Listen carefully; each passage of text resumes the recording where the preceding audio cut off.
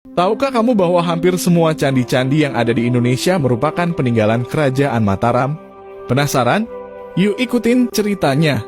Kerajaan Mataram kuno atau yang dikenal juga sebagai Kerajaan Medang merupakan kerajaan Hindu-Buddha yang didirikan oleh Raja Sanjaya di Tanah Jawa pada tahun 716. Kata Mataram berasal dari bahasa Sanskerta Mataram yang diambil dari kata Matra yang memiliki arti ibu. Kata Mataram sendiri kemungkinan memiliki arti ibu pertiwi atau dalam kata lain tanah air. Berbeda dengan Kerajaan Sriwijaya yang fokus pada perdagangan dan maritim, Kerajaan Mataram kuno fokus pada pertanian. Pada abad ke-8 sampai dengan abad ke-9, Kerajaan Mataram kuno memasuki era perkembangan seni dan arsitektur Jawa yang dibuktikan oleh pembangunan candi-candi di wilayah Mataram. Catatan tertua mengenai Kerajaan Mataram kuno berasal dari prasasti Canggal yang ditulis pada tahun 732. Prasasti tersebut ditemukan di halaman Candi Gunung Wukir dekat Magelang. Prasasti yang ditulis menggunakan bahasa Sanskerta tersebut menceritakan tentang pendirian lingga yang merupakan objek sembahyang umat Hindu di atas sebuah bukit. Dikatakan bahwa lingga tersebut didirikan di daerah Kunjara-Kunja, Yawadwipa, yang kaya akan beras dan emas. Yawadwipa sendiri merupakan nama kuno untuk Pulau Jawa. Menurut prasasti Canggal, Yawadwipa dahulunya dipimpin oleh Raja Sana yang panjang umur, bijaksana, dan baik hatinya. Setelah kematian Raja Sana, Yawadwipa terpecah belah. Sanjaya, anak laki-laki dari saudara perempuan Raja Sana, kemudian naik tahta menjadi seorang raja.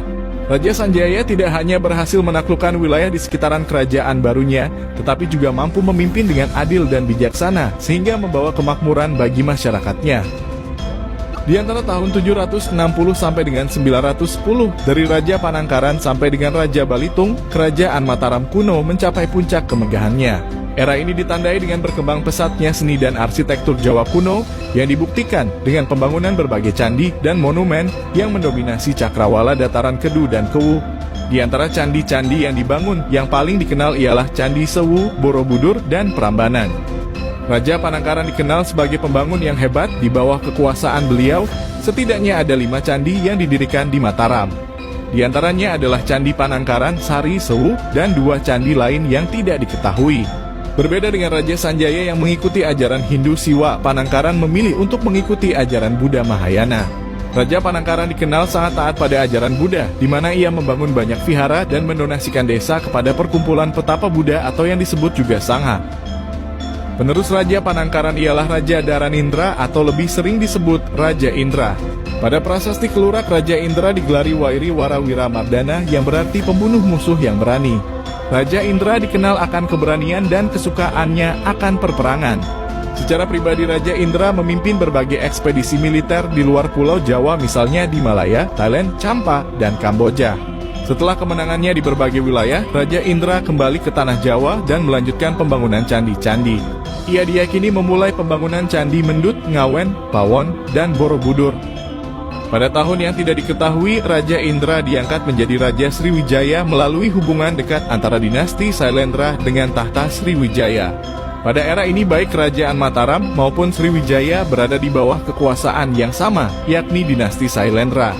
Pada tahun 851, menurut catatan seorang pedagang Arab yang bernama Sulaiman, Kerajaan Mataram melancarkan serangan terhadap Kerajaan Khmer di Kamboja yang berbuah kemenangan. Setelah kejadian ini, wilayah Kamboja menjadi bagian dari kekuasaan dinasti Sailendra.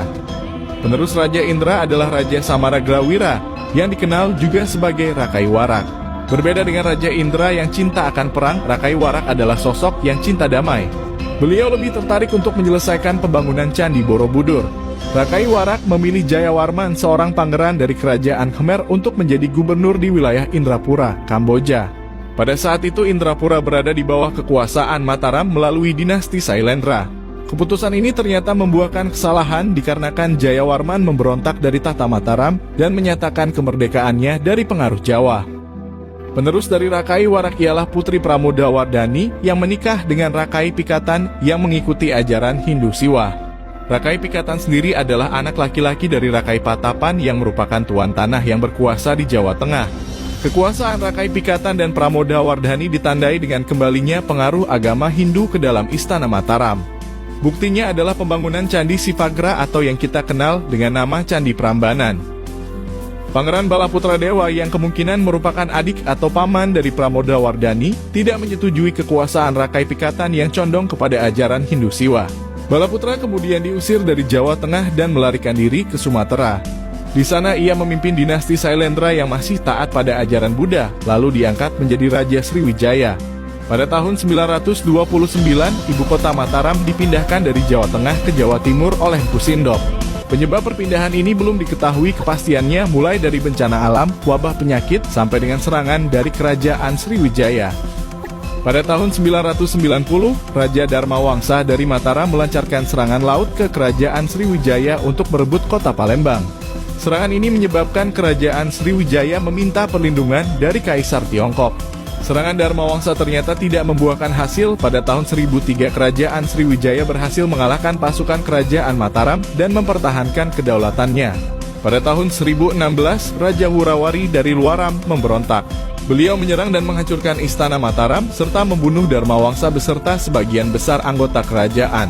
Kejadian ini menyebabkan runtuhnya kerajaan Mataram dan terjadinya kekacauan di penjuru wilayah Mataram.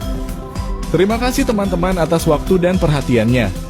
Pada video selanjutnya kita akan membahas kehidupan bermasyarakat di dalam kerajaan Mataram beserta warisan yang ditinggalkan. Tahukah kamu bahwa pada puncak kekuasaannya dinasti Sailendra pernah menyerang Mozambik di Afrika? Penasaran? Yuk ikutin akun Historia Mundi biar tahu kelanjutannya.